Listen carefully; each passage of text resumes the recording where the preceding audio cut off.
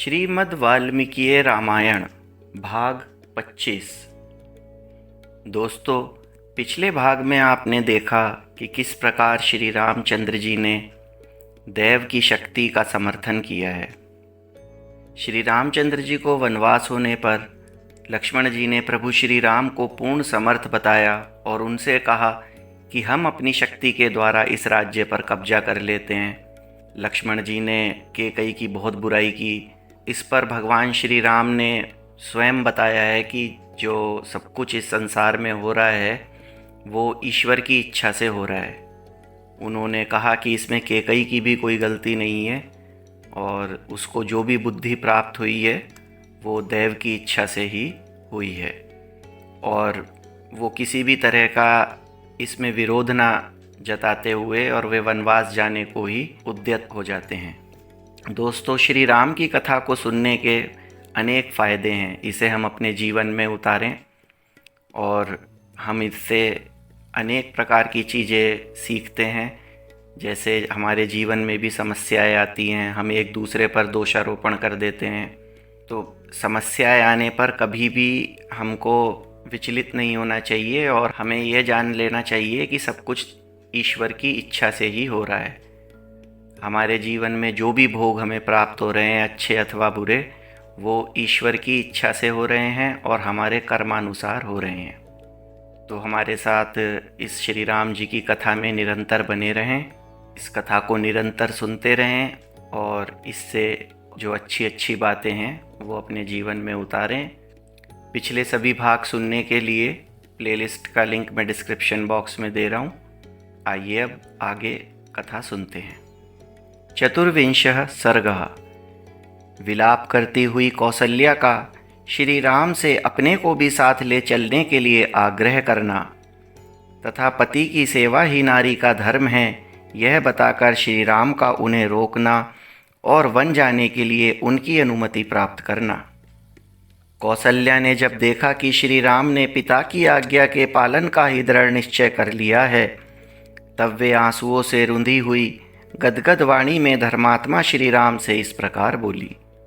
हाय, जिसने जीवन में कभी दुख नहीं देखा है, जो समस्त प्राणियों से सदा प्रिय वचन बोलता है, जिसका जन्म महाराज दशरथ से मेरे द्वारा हुआ है, वह मेरे धर्मात्मा पुत्र उच्च व्रति से खेत में गिराए हुए अनाज के एक एक दाने को बीनकर कैसे जीवन निर्वाह कर सकेगा। जिनके भृत्य और दास भी शुद्ध स्वादिष्ट अन्न खाते हैं, वे ही श्री राम वन में फल मूल का आहार कैसे करेंगे। जो सद्गुण संपन्न और महाराज दशरथ के प्रिय हैं, उन्हीं कुकुत्स कुलभूषण श्री राम को जो वनवास दिया जा रहा है, इसे सुनकर कौन इस पर विश्वास करेगा, अथवा ऐसी बात सुनकर किसको भय नहीं होगा। श्री राम निश्चय ही इस जगत में दैव सबसे बड़ा बलवान है। उसकी आज्ञा सबके ऊपर चलती है, वही सबको सुख दुख से संयुक्त करता है, क्योंकि उसी के प्रभाव में आकर तुम्हारे जैसा लोकप्रिय मनुष्य भी वन में जाने को उद्यत है। परंतु बेटा, तुमसे बिछुड़ जाने पर यहाँ मुझे शोक की अनुपम एवं बहुत बड़ी हुई आग उसी तरह जलाकर भस्म कर डालेगी, जैसे ग्रीष्म ऋतु में दावानल सूखी लकड़ियों और घास फूस को जला डालता है। शोक की यह आग मेरे अपने ही मन में प्रकट हुई है। तुम्हें न देख पाने की संभावना ही वायु बनकर इस अग्नि को उद्दीप्त कर रही है। विलाप जनित दुख ही इसमें ईंधन का काम कर रहे हैं। रोने से जो अश्रुपात होते हैं, वे ही मानो इसमें दी हुई घी की आहुति है। चिंता के कारण जो गरम गरम उच्छ्वास उठ रहा है, वही इसका महान धूम है। तुम दूर देश में जाकर फिर किस तरह आओगे, इस प्रकार की चिंता ही इस शोकाग्नि को जन्म दे रही है। सांस लेने का जो प्रयत्न है, उसी से इस आग की प्रतिक्षण वृद्धि हो रही है। तुम ही इसे बुझाने के लिए जल हो, तुम्हारे बिना यह आग मुझे अधिक सुखाकर जला डालेगी। वत्स, धेनु आगे जाते हुए अपने बछड़े के पीछे पीछे कैसे चली जाती है, उसी प्रकार मैं भी तुम जहाँ भी जाओगे तुम्हारे पीछे पीछे चली चलूँगी। माता कौसल्या ने जैसे जो कुछ कहा, उस वचन को सुनकर पुरुषोत्तम श्री राम ने अत्यंत दुख में डूबी हुई अपनी माँ से पुनः इस प्रकार कहा, माँ, कैकई ने राजा के साथ धोखा किया है। इधर मैं वन को चला जा रहा हूँ। इस दशा में यदि तुम भी उनका परित्याग कर दोगी तो निश्चय ही वे जीवित नहीं रह सकेंगे। पति का परित्याग नारी के लिए बड़ा ही क्रूरतापूर्ण कर्म है। सत्पुरुषों ने इसकी बड़ी निंदा की है। अतः तुम्हें तो ऐसी बात कभी मन में भी नहीं लानी चाहिए। मेरे पिता कुकुत्स कुलभूषण महाराज दशरथ जब तक जीवित हैं तब तक तुम उन्हीं की सेवा करो। पति की सेवा ही स्त्री के लिए सनातन धर्म है। श्री राम के ऐसा कहने पर शुभ कर्मों पर दृष्टि डालने वाली देवी कौसल्या ने अत्यंत प्रसन्न होकर अनायास ही महान कर्म करने वाले श्री राम से कहा, अच्छा बेटा, ऐसा ही करूँगी। माँ के इस प्रकार स्वीकृति सूचक बात कहने पर धर्मात्माओं में श्रेष्ठ श्री राम ने अत्यंत दुख में पड़ी हुई अपनी माता से पुनः इस प्रकार कहा, माँ, पिताजी की आज्ञा का पालन करना मेरा और तुम्हारा दोनों का कर्तव्य है, क्योंकि राजा हम सब लोगों के स्वामी श्रेष्ठ गुरु ईश्वर एवं प्रभु हैं। इन 14 वर्षों तक मैं विशाल वन में घूम फिर कर लौट आऊँगा और बड़े प्रेम से तुम्हारी आज्ञा का पालन करता रहूँगा। उनके ऐसा कहने पर पुत्र वत्सला कौसल्या के मुख पर पुनः आंसुओं की धारा बह चली। वे उस समय अत्यंत आर्त होकर अपने प्रिय पुत्र से बोली, बेटा राम, अब मुझसे इन सौतों के बीच नहीं रहा जाएगा। काकुत्स, यदि पिता की आज्ञा का पालन करने की इच्छा से तुमने वन में जाने का ही निश्चय किया है तो मुझे भी वनवासिनी हिरणी की भांति वन में ले ही चलो। यह कहकर माता कौसल्या रोने लगी। उन्हें उस तरह रोती देख श्री राम भी रो पड़े और उन्हें सांत्वना देते हुए बोले, माँ, स्त्री के जीते जी उसका पति ही उसके लिए देवता और ईश्वर के समान है। महाराज तुम्हारे और मेरे दोनों के प्रभु हैं। जब तक बुद्धिमान जगदीश्वर महाराज दशरथ जीवित हैं तब तक हमें अपने को अनाथ नहीं समझना चाहिए। भरत भी बड़े धर्मात्मा हैं। वे समस्त प्राणियों के प्रति प्रिय वचन बोलने वाले और सदा ही धर्म में तत्पर रहने वाले हैं। अतः वे तुम्हारा अनुसरण, तुम्हारी सेवा करेंगे। मेरे चले जाने पर जिस तरह भी महाराज को पुत्र शोक के कारण कोई विशेष कष्ट ना हो, तुम सावधानी के साथ वैसा ही प्रयत्न करना। कहीं ऐसा ना हो कि यह दारुण शोक इनकी जीवन लीला ही समाप्त कर डाले। जैसे भी संभव हो तुम सदा सावधान रहकर बूढ़े महाराज के हित साधन में लगी रहना।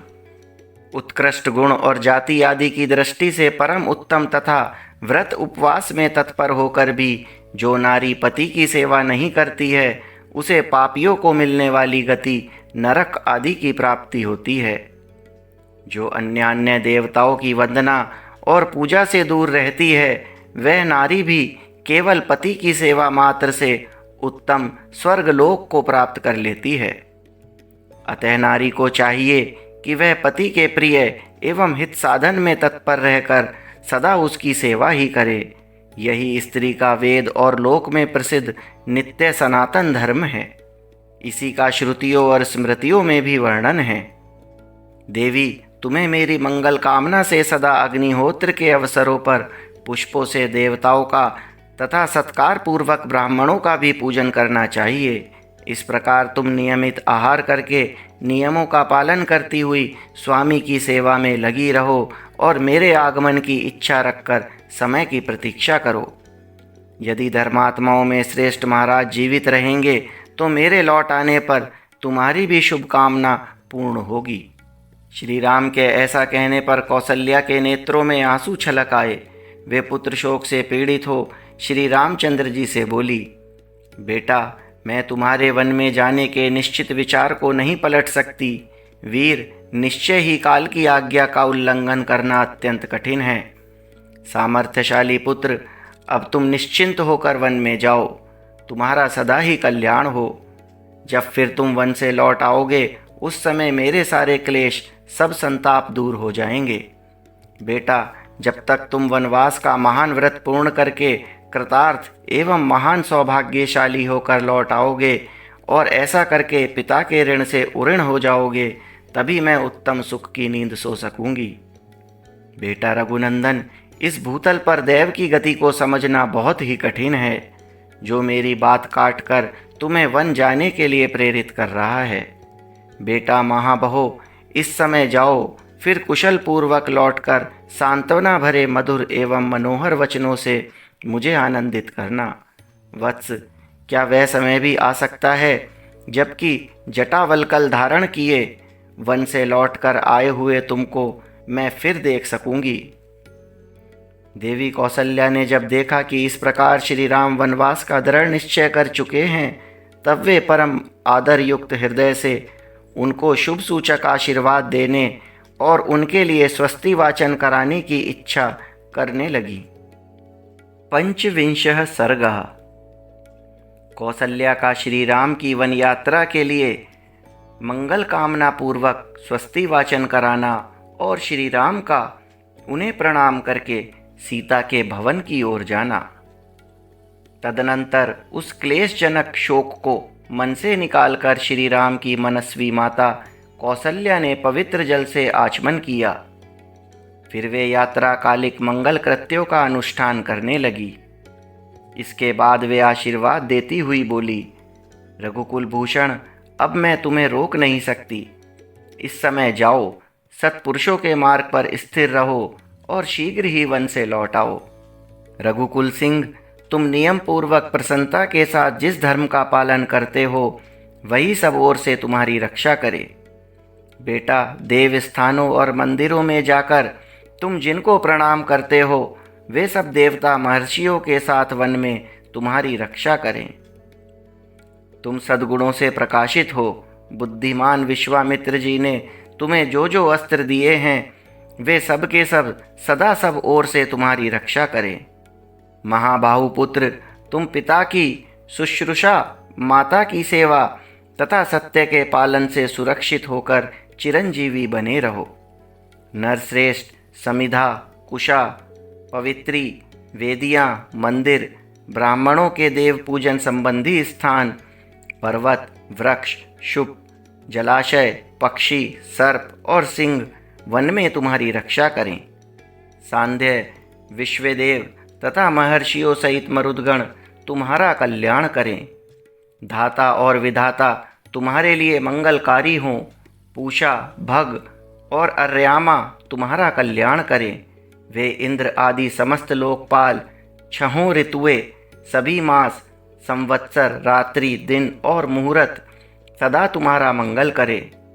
बेटा, श्रुति, स्मृति और धर्म भी सब ओर से तुम्हारी रक्षा करें।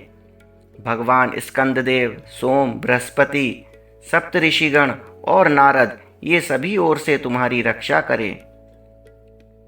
बेटा, वे प्रसिद्ध सिद्धगण, दिशाएं और दिक्पाल मेरी की हुई स्तुति से संतुष्ट हो उस वन में सदा सब ओर से तुम्हारी रक्षा करें। समस्त पर्वत, समुद्र, राजा वरुण, द्युलोक, अंतरिक्ष, पृथ्वी, वायु, चराचर प्राणी, समस्त नक्षत्र, देवताओं सहित ग्रह, दिन और रात तथा दोनों संध्याएं, ये सबके सब वन में जाने पर सदा तुम्हारी रक्षा करें। 6 ऋतुएं, अन्यान्य मास, संवत्सर, कला और काष्ठा ये सब तुम्हें कल्याण प्रदान करें। मुनि का वेश धारण करके उस विशाल वन में विचरते हुए तुझ बुद्धिमान पुत्र के लिए समस्त देवता और दैत्य सदा सुखदायक हो। बेटा, तुम्हें भयंकर राक्षसों, क्रूर कर्मा पिशाचों तथा समस्त मांसभक्षी जंतुओं से कभी भय न हो। वन में जो मेंढक या वानर, बिच्छू, डांस, मच्छर, पर्वतीय सर्प और कीड़े होते हैं, वे उस गहन वन में तुम्हारे लिए हिंसक न हो। पुत्र, बड़े बड़े हाथी, सिंह, व्याघ्र, रीछ, दाढ़ वाले अन्य जीव तथा विशाल सींग वाले भयंकर भैंसे वन में तुमसे द्रोह ना करें। वत्स, इनके सिवा जो भी सभी जातियों में नर मांसभक्षी भयंकर प्राणी हैं, वे मेरे द्वारा यहाँ पूजित होकर वन में तुम्हारी हिंसा न करें। बेटा राम, सभी मार्ग तुम्हारे लिए मंगलकारी हों, तुम्हारे पराक्रम सफल हों तथा तुम्हें सब संपत्तियां प्राप्त होती रहें। तुम सकुशल यात्रा करो। तुम्हें आकाशचारी प्राणियों से, भूतल के जीव जंतुओं से, समस्त देवताओं से तथा जो तुम्हारे शत्रु हैं उनसे भी सदा कल्याण प्राप्त होता रहे। श्री राम, शुक्र, सोम, सूर्य, कुबेर तथा यम ये मुझसे पूजित हो दंडकारण्य में निवास करते समय सदा तुम्हारी रक्षा करें। रघुनंदन, स्नान और आचमन के समय अग्नि, वायु, धूम तथा ऋषियों के मुख से निकले हुए मंत्र तुम्हारी रक्षा करें। समस्त लोकों के स्वामी ब्रह्मा, जगत के कारणभूत पर ब्रह्म, ऋषिगण तथा उनके अतिरिक्त जो देवता हैं वे सब के सब वनवास के समय तुम्हारी रक्षा करें। ऐसा कहकर विशाल लोचना यशस्वनी रानी कौसल्या ने पुष्पमाला और गंध आदि उपचारों से तथा अनुरूप स्तुतियों द्वारा देवताओं का पूजन किया। उन्होंने श्री राम की मंगल कामना से अग्नि को लाकर एक महात्मा ब्राह्मण के द्वारा उसमें विधि पूर्वक होम करवाया। श्रेष्ठ नारी महारानी कौसल्या ने घी, श्वेत पुष्प और माला, समिधा तथा सरसों आदि वस्तुएं ब्राह्मण के समीप रखवा दी। पुरोहित जी ने समस्त उपद्रवों की शांति और आरोग्य के उद्देश्य से विधि पूर्वक अग्नि में होम करके हवन से बचे हुए हवश्य के द्वारा होम की वेदी के बाहर 10 दिशाओं में इंद्र आदि लोकपालों के लिए बलि अर्पित की। तदनंतर स्वस्ति वाचन के उद्देश्य से ब्राह्मणों को मधु, दही, अक्षत और घृत अर्पित करके वन में श्री राम का सदा मंगल हो इस कामना से कौसल्या जी ने उन सबसे स्वसत्ययन संबंधी मंत्रों का पाठ करवाया। इसके बाद यशस्वनी श्री राम माता ने उन प्रियवर पुरोहित जी को उनकी इच्छा के अनुसार दक्षिणा दी और श्री रघुनाथ जी से इस प्रकार कहा। वत्रासुर का नाश करने के निमित्त सर्वदेव वंदित सहस्त्र नेत्रधारी इंद्र को जो मंगलमय आशीर्वाद प्राप्त हुआ था वही मंगल तुम्हारे लिए भी हो। पूर्व काल में विनिता देवी ने अमृत लाने की इच्छा वाले अपने पुत्र गरुड़ के लिए जो मंगल कृत्य किया था वही मंगल तुम्हें भी प्राप्त हो। अमृत की उत्पत्ति के समय दैत्यों का संहार करने वाले वज्रधारी इंद्र के लिए माता अदिति ने जो मंगलमय आशीर्वाद दिया था वही मंगल तुम्हारे लिए भी सुलभ हो। श्री राम 3 पगों को बढ़ाते हुए अनुपम तेजस्वी भगवान विष्णु के लिए जो मंगलाशंसा की गई थी वही मंगल तुम्हारे लिए भी प्राप्त हो। महाबहो, ऋषि, समुद्र, द्वीप, वेद, समस्त लोक और दिशाएं तुम्हें मंगल प्रदान करें। तुम्हारा सदा शुभ मंगल हो। इसी प्रकार आशीर्वाद देकर विशाल लोचना भामिनी कौसल्या ने पुत्र के मस्तक पर अक्षत रखकर चंदन और रोली लगाई तथा सब मनोरथों की सिद्धि करने वाली विशल्यकरणी नामक शुभ औषधि लेकर रक्षा के उद्देश्य से मंत्र पढ़ते हुए उनको श्री राम के हाथ में बांध दिया। फिर उसमें उत्कर्ष लाने के लिए मंत्र का जप भी किया। तदनंतर दुख के अधीन हुई कौसल्या ने ऊपर से प्रसन्न सी होकर मंत्रों का स्पष्ट उच्चारण भी किया। उस समय वे वाणी मात्र से ही मंत्रोच्चारण कर सकी, हृदय से नहीं, क्योंकि हृदय श्री राम के वियोग की संभावना से व्यथित था। इसलिए वे खेद से गदगद लड़खड़ाती हुई वाणी से मंत्र बोल रही थी।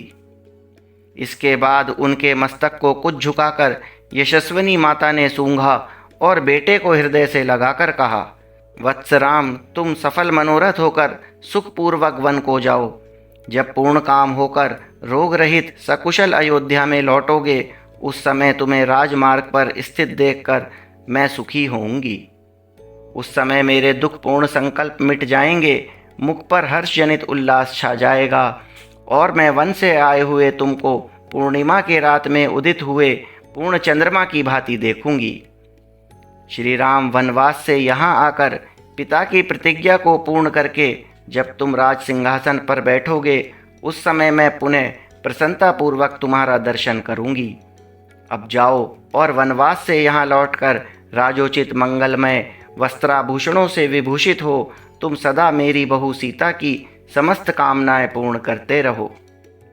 रघुनंदन, मैंने सदा जिनका पूजन और सम्मान किया है वे शिव आदि देवता, महर्षि, भूतगण, देवोपम, नाग और संपूर्ण दिशाएं ये सब के सब वन में जाने पर चिरकाल तक तुम्हारी हित साधना की कामना करते रहें।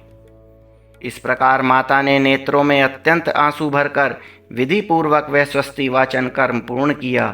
फिर श्री राम की परिक्रमा की और बारंबार उनकी ओर देखकर उन्हें छाती से लगाया। देवी कौसल्या ने जब श्री राम की प्रदक्षिणा कर ली, तब महायशस्वी रघुनाथ जी बारंबार माता के चरणों को दबाकर प्रणाम करके माता की मंगल कामना जनित उत्कृष्ट शोभा से संपन्न हो सीता जी के महल की ओर चल दिए। कथा अगले अंक में जारी रहेगी।